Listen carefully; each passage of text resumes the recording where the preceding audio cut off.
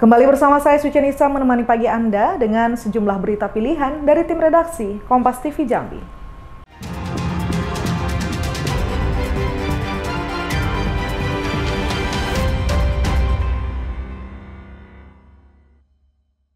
Seorang oknum pejabat pemerintah Kota Bengkulu kabur usai menabrak warga di Jalan Pariwisata Kota Bengkulu hingga meninggal dunia. Pelaku diamankan di kediamannya usai polisi melacak mobil dan didapati mobil tersebut milik pejabat eselon 2 pemerintah Kota Bengkulu. Seorang oknum pejabat pemerintah Kota Bengkulu kabur usai menabrak warga di Jalan Pariwisata Kota Bengkulu hingga meninggal dunia. Pelaku diamankan di kediamannya usai polisi melacak mobil dan didapati mobil tersebut milik pejabat eselon 2 pemerintah Kota Bengkulu. Kecelakaan terjadi di Jalan Pariwisata Pantai Panjang Kota Bengkulu. Seorang pria berusia 49 tahun yang sedang jogging ditabrak oleh mobil minibus berplat dinas dan langsung kabur meninggalkan lokasi. Berselang beberapa jam, polisi langsung meringkus pelaku berinisial TN bersama satu unit mobil dalam keadaan rusak di bagian depan. Pelaku tak lain merupakan kepala dinas yang menjabat di pemerintahan Kota Bengkulu. Kasat Lantas Polresta Bengkulu AKP Aan Setiawan menyebutkan, pelaku mengemudi dengan kecepatan tinggi, menyalip ke arah kiri jalan, dan langsung menabrak korban hingga tersungkur tak sadarkan diri. Pelaku sempat menabrak tiang dan langsung kabur meninggalkan lokasi kejadian. Menurut polisi, pelaku kabur karena takut akan dimasa oleh warga. Saat diamankan di kediamannya, mobil pelaku sudah ditutupi dengan terpal biru untuk menghilangkan jejak. Mau menyalip ke arah kanan, tapi di kanan ini situasi kendaraan rame. Akhirnya langsung menyalip ke kiri. Saat ini pelaku masih diperiksa oleh polisi dan masih berstatus saksi dalam kasus kecelakaan tersebut. Bayazir Al-Raihan, Kompas TV Bengkulu. Saudara ER warga Kelurahan Penggantungan Kota Bengkulu ditangkap polisi usai nekat menikam temannya sendiri saat sedang asik nongkrong. Pelaku diketahui dalam kondisi mabuk saat menikam temannya tersebut. ER warga Kelurahan Penggantungan Kota Bengkulu ditangkap polisi karena nekat menikam temannya sendiri saat sedang asik nongkrong. Pelaku diketahui dalam kondisi mabuk saat menikam temannya tersebut. Keributan terjadi di Jalan Es Parman, Kota Bengkulu, saat kerumunan pemuda sedang asik nongkrong di sekitaran jalan tersebut. Seorang pria bahkan menjadi korban penikaman oleh temannya sendiri berinisial ER, sesama teman tongkrongan. Saat kejadian, pelaku dalam kondisi mabuk, seketika menantang temannya berkelahi saat kejadian berlangsung. Korban berusaha melerai sesama rekannya, namun justru terkena tusukan dari senjata tajam yang dibawa oleh pelaku. Beruntung polisi yang sedang berpatroli langsung mengamankan pelaku hingga tidak menjadi bulan-bulanan warga yang tengah berkumpul di lokasi tersebut. Korban yang kedua ini yang ditikam melerai dengan maksud melerai, jadi dia kena tusukan sebanyak 2 kali di bagian perut satu, di belakang punggung 1 kali dan mengena ke sayatan jarinya. Hingga saat ini polisi masih memeriksa pelaku untuk mengusut motif dari penyerangan terhadap temannya tersebut. Bayazir Al-Raihan, Kompas TV Bengkulu. Ratusan kotak amal milik yayasan yang terindikasi dan terafiliasi Jaringan Negara Islam Indonesia dibongkar oleh tim terpadu Kabupaten Batanghari. Dari hasil pembongkaran ini terdapat dana jutaan rupiah yang terkumpul dari ratusan kotak amal tersebut. Ratusan kotak amal milik yayasan yang terindikasi dan terafiliasi Jaringan Negara Islam Indonesia dibongkar oleh tim terpadu Kabupaten Batanghari. Dari hasil pembongkaran ini terdapat dana jutaan rupiah yang terkumpul dari ratusan kotak amal tersebut. Pasca penyisiran yang dilakukan tim terpadu Kabupaten Batanghari bersama Satgaswil Jambi Densus 88 di kawasan Kecamatan Muara Bulian, 193 kotak amal milik yayasan yang terafiliasi jaringan organisasi terlarang ini dilakukan pembongkaran oleh tim DU daerah setempat. Dana yang terkumpul dari ratusan kotak amal itu berjumlah 6 juta rupiah. Uang ini langsung diserahkan tim DU ke 3 panti asuhan. Dari hasil pembongkaran tadi dan sudah kita hitung bersama-sama dengan tim terpadu Padu, total duitnya Rp6.092.900. Kemudian terhadap hasil ini sesuai dengan kesepakatan akan disalurkan ke panti. Rencana hari ini langsung kita salurkan, mumpung semua tim dulu masih ngumpul di sini, termasuk Basnas, Menak, maka nanti langsung kita serahkan dan disaksikan oleh pihak Forkopimda. Badan Kesbangpol Kabupaten Batanghari menyebutkan, dari 15 yayasan yang terdaftar terafiliasi NII di Provinsi Jambi, ratusan kotak amal yang ditemukan tim daerah berasal dari 9 yayasan yang disebar di toko, warung, dan swalayan yang berada di kawasan Muara Bulian. 2 diantaranya merupakan yayasan yang beroperasi di Kabupaten Batanghari. Tim Liputan, Kompas TV Jambi.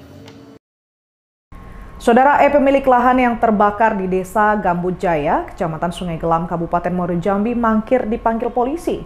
Polisi berencana melakukan pemanggilan paksa terhadap pemilik lahan berinisial E tersebut. Pemilik lahan yang terbakar di Desa Gambut Jaya, Kecamatan Sungai Gelam, Kabupaten Muaro Jambi mangkir dipanggil. Polisi berencana melakukan pemanggilan paksa terhadap pemilik lahan berinisial E itu. Direktorat Reserse Kriminal Khusus Polda Jambi telah memeriksa 18 saksi terkait kebakaran lahan gambut seluas 270 hektar di Desa Gambut Jaya, Kecamatan Sungai Gelam, Kabupaten Muaro Jambi. Saksi yang diperiksa antara lain pekerja, warga sekitar, serta pemilik lahan yang terbakar. Namun pemilik lahan berinisial E yang disebut menguasai ratusan hektar belum pernah hadir saat dipanggil penyidik. Kebakaran diduga bermula dari lahan milik E yang sedang dibuka untuk perkebunan sawit. Polisi menegaskan penetapan tersangka akan dilakukan setelah alat bukti dinyatakan lengkap. Namanya Pak ya? Sampai saya ini kan mengarahnya ke S. Nah itu sementara kita panggil. Apakah sudah dipanggil Pak? Sudah kita panggil, belum datang. Nanti kita lihat pemenuhan alat bukti yang lain baru kita lakukan upaya paksa. Oke, artinya akan ada upaya paksa. Ada target nggak Pak? Kapan yang harus dipanggil secara paksa atau gimana Pak? Maka kita lihat hasil dari pembuktian rekan-rekan di lapangan nanti, apakah sudah terpenuhi bukti untuk mengarah pada tersangka, kita akan lakukan upaya paksa. Pemanggilan sudah berapa kali Pak terhadap Edi ini? Baru sekali. Oke. Tapi memang dia dikenal sebagai pengusaha ya Pak ya, di Jambi khususnya juga di daerah Sungai Gelam Pak ya? Itu belum. Kan kita belum meriksa yang bersangkutan. Oh, siap. Yang bersangkutan tidak hadir mangkir atau ada keterangan? Belum dapat info. Nanti. Artinya tidak merespon panggilan dari Polda Pak ya? Dari yang pemilik lahan Pak? Pokoknya belum datang. Nanti saya siap. Jadwalnya kapan Pak? Jadwal pemanggilannya? Kebakaran yang terjadi sejak 20 Juli itu baru padam setelah turun hujan dan upaya pemadaman intensif. Warga berharap penegakan hukum dilaksanakan tegas untuk memberikan efek jera. Wiradani Damanik, Kompas TV Jambi.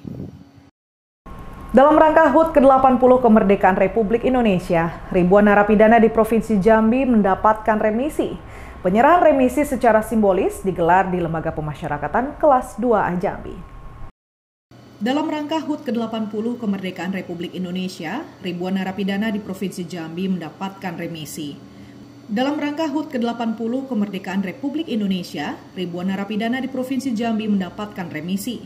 Penyerahan remisi secara simbolis digelar di Lembaga Pemasyarakatan Kelas 2A Jambi. Kantor Wilayah Direktorat Jenderal Pemasyarakatan Jambi mengusulkan remisi umum kepada 3.764 orang narapidana dan remisi dasawarsa kepada 4.028 orang. Sementara itu, 45 narapidana langsung bebas hari ini. Dengan pemberian remisi ini diharapkan warga binaan Lapas Jambi dapat termotivasi untuk terus berperilaku baik, serta siap kembali menjalani hidup di tengah masyarakat.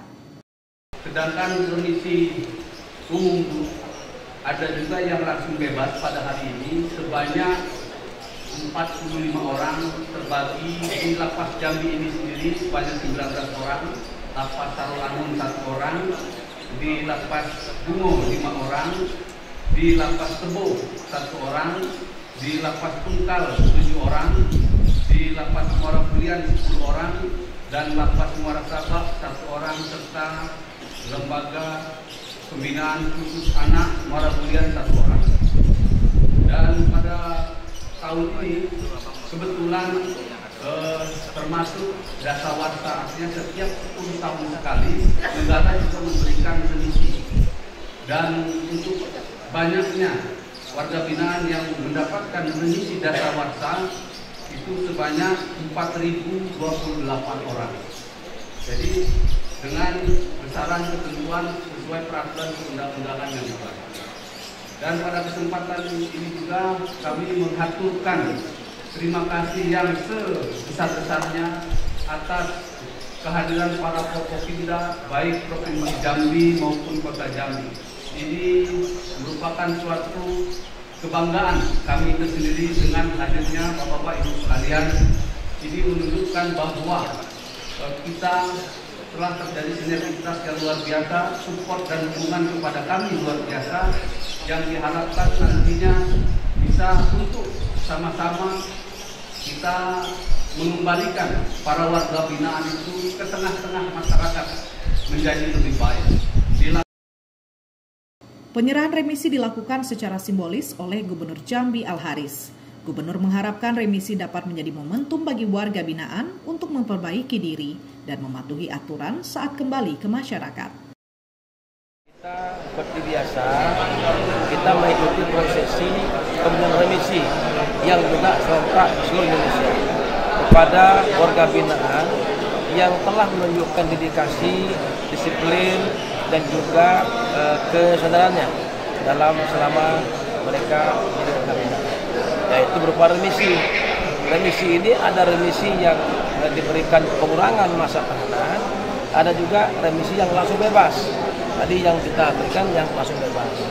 Nah, mudah-mudahan semakin hari semakin banyak warga binaan yang sadar, yang taat aturan, yang nanti kembali ke masyarakat sudah berubah total, ya, sudah berubah total dan mereka sudah hidup layaknya warga masyarakat yang sudah normal, sudah stabil kehidupan, sudah baik. Nah, tentu kita juga paham di sini ada 1.500 ya jumlah warga binaan. Tentu ini over capacity karena idealnya tadi kata Pak Kadul ini di bawah 500 Pak idealnya. Nah, kita mendorong percepatan untuk lapas yang di Muara Jambi itu nantinya. Nah, mudah-mudahan tahun depan saya sudah bilang dengan Pak Kalapas juga kemarin, nanti lihat nanti kalau selesai bangunan yang terakhir ini, lihat nanti apa yang masih kurang. Nah, Pemprov dan Pemkap Muara Jambi juga siap nanti membantu sepanjang ini untuk kebutuhan percepatan nanti pindah kita. Kenapa? Kalau itu kan emang tempatnya besar dan kalau 1.500 ya layak di sana. Ini emang luar biasa, ya tidak muat. Dan kita juga akan membuat kerjasama dengan beliau Pak Kadul nanti kaitan dengan pembinaan para narapidana. Ya, nanti mungkin ada ustaz-ustaz yang mengajar Quran dan sebagainya, pelatihan workshop nanti dengan dinas kami nanti kita akan buat nanti dan nanti dilakukan kami akan membuat kerjasama dengan Pak Kadul. Itu aja intinya. Gubernur Jambi bersama rombongan juga meninjau program ketahanan pangan di dalam lapas. Ia mendorong agar program pembinaan tersebut terus ditingkatkan, sehingga memberikan manfaat bagi warga binaan maupun masyarakat. Widadani Damani, Kompas TV Jambi.